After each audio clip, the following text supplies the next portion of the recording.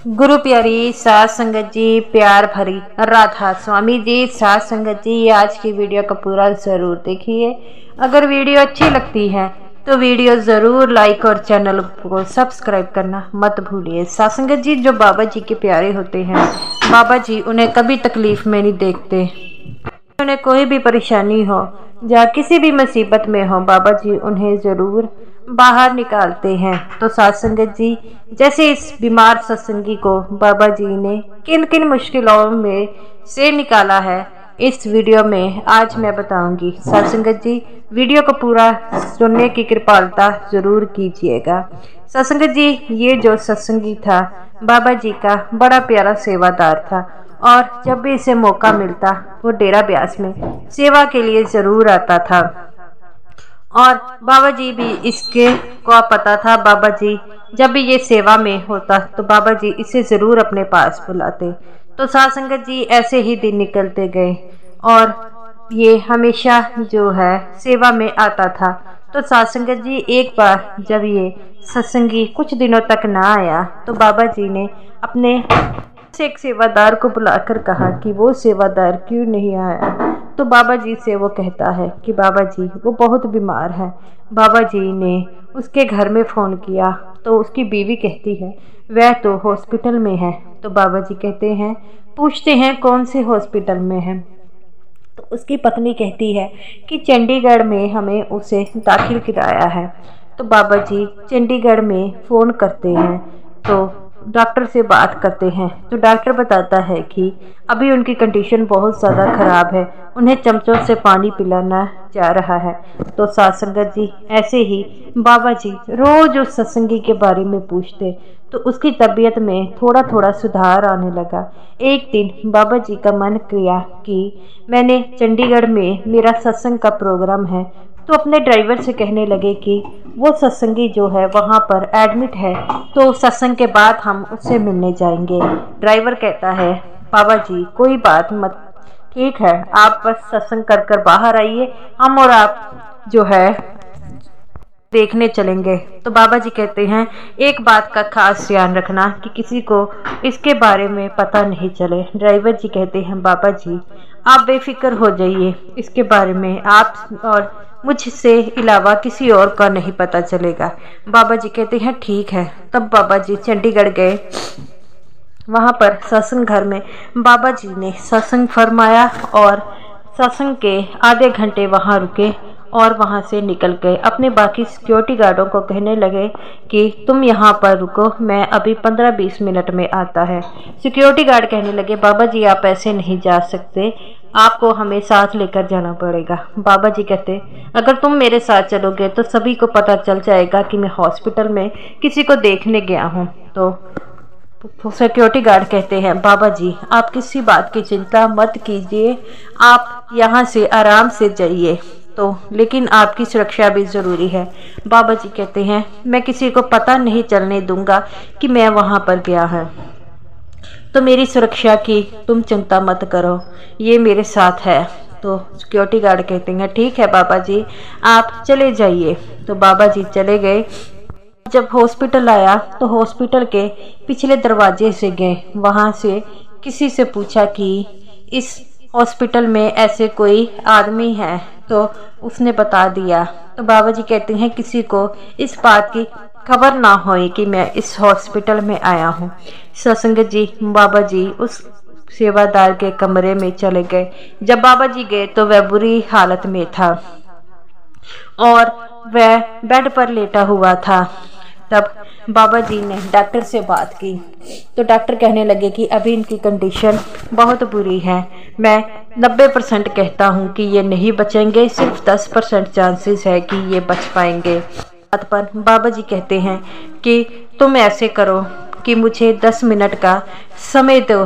Doctor साहब कहते हैं, बाबा जी ये भी कोई कहने की बात है, आप चाहे 10 मिनट क्या चाहे आधा घंटा रहे, मैं बाहर खड़ा हो जाता हूँ ताकि कोई अंदर ना आ सके और आपके बारे में किसी को पता ना लगे। बाबा जी कहते हैं, ये तो बड़ी अच्छी बात है, तुम बाहर खड़े हो जाओ। सत्संग जी, तब बाबा जी ने उस सत्संगी पर सिर से लेकर जो है दृष्टि डालना शुरू किया और धीरे धीरे ऊपर लेकर गए और बाबा जी ने तकरीबन 5 मिनट तक दृष्टि को टिकाए रखा और उस सत्संगी की दृष्टि जैसे ही गले तक पड़ी, वह जो सत्संगी था वह उठ खड़ा हो गया और बैठ गया और तब बाबा जी से कहने लगा, बाबा जी आप यहाँ पर क्या कर रहे हैं, आप क्या करने आए हैं, मैं यहाँ पर क्यों हूँ। बाबा जी कहते हैं, बेटा मैं तो तेरे को देखने आया हूँ। वो कहता है, बाबा जी मुझे जो है तेरे लिए आए, इससे बड़ी बात क्या हो सकती है, बताइए बाबा जी कहाँ पर क्या सेवा है। तो बाबा जी कहते हैं, पहले ठीक हो जाओ सेवा भी कर लेना। तब बाबा जी से वो कहता है, बाबा जी मैं ठीक हूँ। तब जब डॉक्टर ने अंदर आया और उस सत्संगी को खड़ा देखा तो वो कहने लगा, बाबा जी आपने कमाल कर दिया, इनके बचने के सिर्फ 10 मिनट चांसेस थे। बाबा जी कहते हैं कि इनकी अभी उम्र पड़ी थी और अभी तो इन्होंने काफ़ी सेवा करनी है। सत्संगत जो सत्संगी की उम्र 70 साल थी। तो बाबा जी से देखकर वे कहते हैं, बाबा जी आज आपने मुझे ठीक कर दिया, आज से आप जो मुझे ज़िंदगी दी है आपके हवाले है। बाबा जी कहते हैं, नहीं बेटा तुम यहाँ पर ही अपना पहले इलाज कराओ, जैसे इलाज करवा कर आओगे सबसे पहले मुझसे आकर मिलोगे। तो वो से सत्संगी कहता है, ये भी कोई बात करने वाली है, बाबा जी मैं ज़रूर आपसे मिलूँगा। और बाबा जी कहता है, बाबा जी आपने मेरी जान बचाई है, आज से ये जान आपके हवाले, जब जैसा भी कहोगे मैं वैसा ही करूँगा। बाबा जी कहते हैं, बेटा तुम पहले भी ऐसा ही करते थे, जो भी तुम्हें सेवा मिलती थी तुम जरूर करते हो, ये तुम्हारे सेवा के कर्म ही हैं जो तुम ठीक हो पाए हो। तब इतनी बात कहकर वो बाबा जी से वहाँ से चले गए। तब जब उस सत्संगी का परिवार आया, उन्हें देखा तो वह बड़े हैरान हुए। तो वो कहने लगे, कल तो डॉक्टर साहब आप कहते थे कि ये बच नहीं पाएंगे, अभी अपने पैरों पर खड़े हैं। तब डॉक्टर साहब कहते हैं कि यहाँ पर एक संत आया था जिन्होंने इन्हें नया जीवन दान दिया है। तब उसकी पत्नी कहती है, कौन सा संत? तो उसका पति कहता है, खुद ही समझ जाओ। तब वो कहती है, बाबा जी आए थे? तो उसका पति कहता है, हाँ। तो वो कहती है, मेरे सच्चे पातशाह आए थे, मेरे पति को ठीक कर दिया। तो वो कहता है, हाँ। बाबा जी कहते हैं कि अब तुझसे बड़ी सेवा कराऊंगा। तो पत्नी कहती है, कोई बात नहीं, जितनी मर्जी सेवा कर लेना, अब मैं भी नहीं आपको कभी रोकूंगी। तो उसका पति कहता है, ठीक है, अब तुम मुझे कभी भी डेरे जाने से नहीं रोकेगी। तो वो कहती है, नहीं, अब जितनी मर्जी हो सेवा करना, पहले थोड़ा सा शरीर को ठीक होने दो। वो कहता है, अब तो मैं बिल्कुल ठीक हूँ, ये देखो मैं अपने पैरों पर खड़ा हूँ।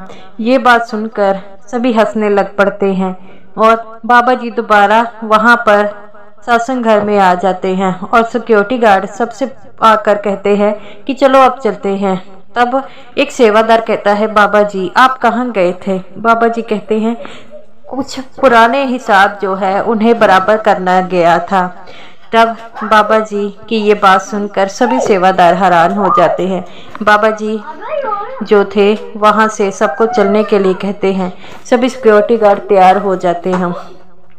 सत्संगत जी हम समझते हैं कि बाबा जी को हमारी बिल्कुल परवाह नहीं है, लेकिन बाबा जी हमारे हर पल साथ है। वे हमेशा हमसे बहुत प्यार करते हैं। जब भी हमें कोई तकलीफ़ होती है तो हमारे बाबा जी को भी होती है। कमी हम में है जो हम बाबा जी के प्यार को समझ नहीं पाते। बाबा जी से हम शिकायतें करते हैं, उनसे लड़ते हैं कि बाबा जी हमें ये नहीं दिया, बाबा जी नहीं दिया। बाबा जी ने हमें जीवन दान दिया है, हमें नाम दान दिया है, तो हमें उस नाम दान का जो है मूल्य चुकाना होगा। वो भी मूल्य सिर्फ भजन सिमरन के ज़रिए ही चुकाना है।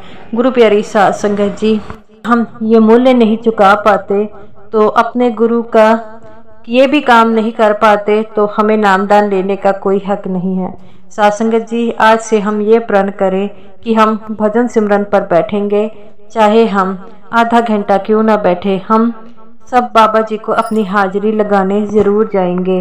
तो साध संगत जी, हम भजन सिमरन के ज़रिए अपने उस सतगुरु को पाएंगे। तो गुरु प्यारी साध संगत जी, अगर भजन सिमरन में इतनी ताकत है कि एक सत्संगी को बाबा जी को उस तक खींच ला सकती है।